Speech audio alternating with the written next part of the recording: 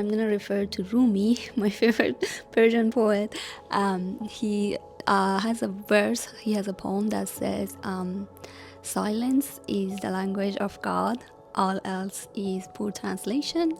I really try to think about this verse when I think of peace. I feel like in our today's words, the world is filled with distractions and noise, and it's, if you want to have peace and wage peace, it's really important to make sure you take time outside of all the noise of the world and all of the distraction of social media and notification and apps demanding your attention. That's what I mean by silence, not necessarily like the absence of noise. Like you could live in a noisy city, but still you have internal silence, and you're able to silence that noise of the world in yourself, in your own system, and experience inner silence and inner peace, despite the noise of the city that you're living in.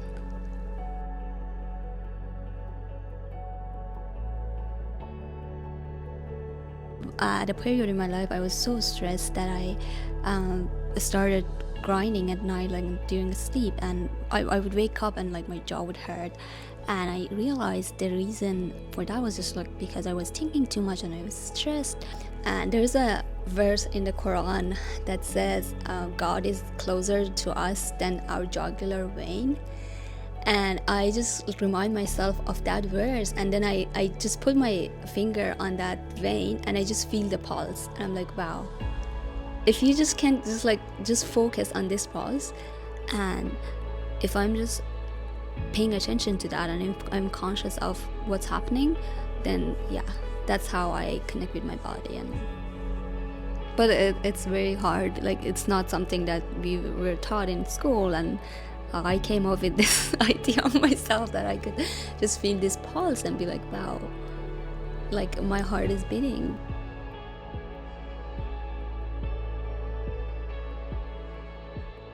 For me, I think just going on a hike on a daily basis, or trying to spend time in nature and just separating myself from the daily noise of the world and the chaos of the city life.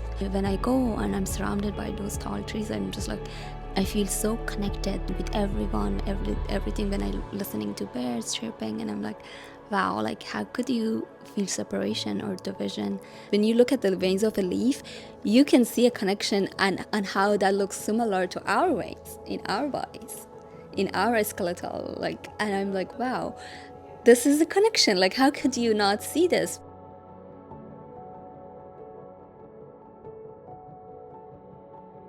I went to a National Arboretum like a few days ago, and there's a bird watcher who comes, and she was like, "Oh, do you want to use my, yeah, and watch the birds?" And I was like, I rather not to. I mean, I would look at it once or twice, but I feel like as humans we tend to analyze and systematize everything because our minds tries to make sense of the world, right? So she was like, oh, when I'm here I can tell which bird is singing right now.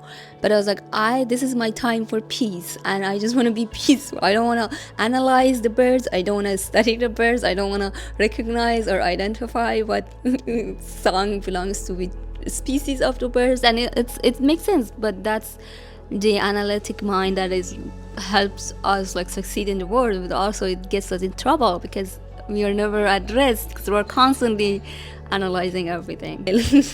And she was like, yeah, I understand you want to be just in peace. And I was like, yeah.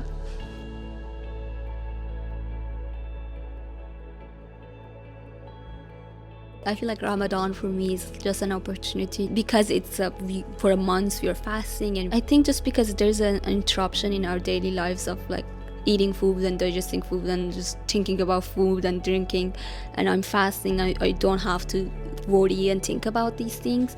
I have a lot more space in my mind, and I have a lot more energy because I'm not constantly thinking about the past or future. I'm living in the present moment.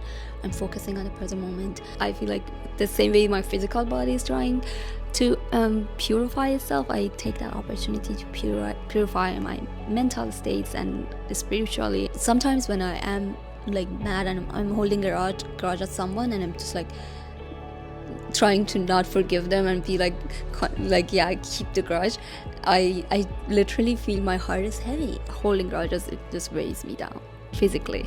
And I'm like, I don't want to carry this burden. I want to let go of this burden so my own heart feels light. And if I do make that conscious effort, which is not easy and takes a lot of effort, but if I do that, then by end of Ramadan, I feel like, oh, I feel so much lighter, and I really feel like, yeah, I purified my heart, and yeah, but it takes a lot of work.